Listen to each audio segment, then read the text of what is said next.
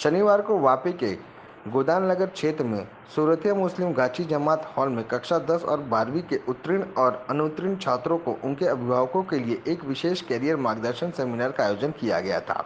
इस सेमिनार में विशेषज्ञ शिक्षक विशेषज्ञों के साइंस के बाद कॉमर्स या आर्ट्स में से कौन सा कोर्स किया जाए इसकी जानकारी प्रदान की। इस कैरियर मार्गदर्शन सेमिनार का आयोजन सोथरिया मुस्लिम जाची धमाच और जमीयत उमेला ट्रस्ट वापी द्वारा गोदान नगर वापी के सूरतिया मुस्लिम घाची जमानत हॉल में किया गया था। सेमिनार में 100 से अधिक विद्यार्थी व उनके अभिभावक उपस्थित थे। सेमिनार के मुख्य उद्देश्य के बारे में संस्था के अध्यक्ष फारूक भाई सोलंकी और इंतकाब खान ने बताया कि उन्हें महज 3 दिन में सेमिनार को सफल बनाया है। देश में भी आगे इंजीनियरिंग में जा सकते हैं। इसके अलावा आगे भी हम कोशिश करते हैं। इसके अलावा अभी मैं जब एंटर हुआ तब जाकिर साहब बता रहे थे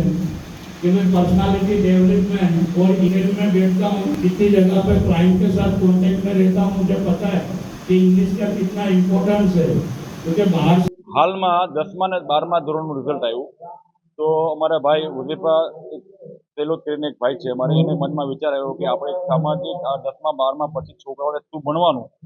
એના માટે એક પ્રોગ્રામ કરીએ। 3 દિવસ પહેલા એમને પ્રોગ્રામ કર્યો કે આ રીતે આપણે એક એજ્યુકેશન માટે સેમિનાર હવે પછી શું એને પ્રોગ્રામ કરીએ તો આ મૌલાના અબ્દુલ અઝીઝ જે બરોડાથી છે એ મેડિકલમાં કેવી રીતે એડમિશન લેવું ને કેના એના માટે એલિજિબિલિટી એની માટે સ્કોલરશિપ શું છે એ સમજાવ્યું।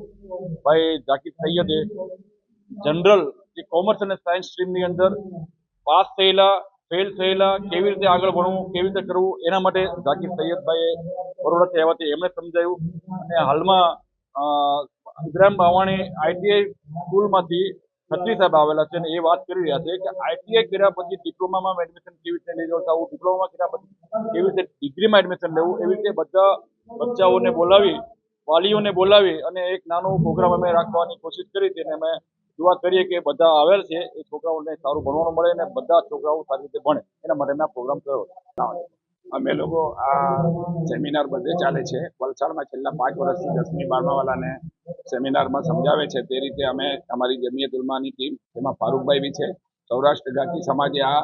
ઈરાદો કર્યો 3 દિવસ પહેલે ઉઝેફા કરીને અમારો છોકરો છે એ કહ્યું કે અંકલ અમારે આ પ્રોગ્રામ કરવું છે,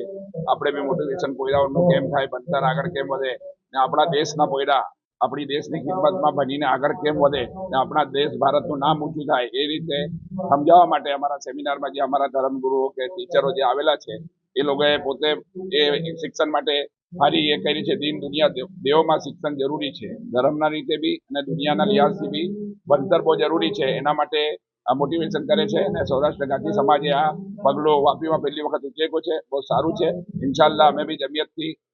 પ્રોગ્રામ કરશું અને મોટા પાયે કરશું અને બધાને સમાવેશ કરશું, હિન્દુ મુસ્લિમ બધા બચ્ચાઓને લઈને અમારો ઈરાદો છે કે 10મા 12મા વાળાને કેવી લાઈન મળે ને કેવી રીતે રોજગાર મળે। અમને આ બેરોજગારીનો માહોલ છે, બચ્ચાઓ ભણે તો આગળ તરક્કી કરશે ને એ રીતે ભણવાનું બહુ જરૂરી છે, એજ્યુકેશન બહુ જરૂરી છે, એના માટે આ સેમિનાર રાખ્યો છે। મેં ગાંચી સૌરાષ્ટ્ર સમાજનો બહુ શુક્રિયા અદા કરું છું કે બહુ સારો કદમ એ લોકોએ વાપી માટે ઉચેક્યો છે।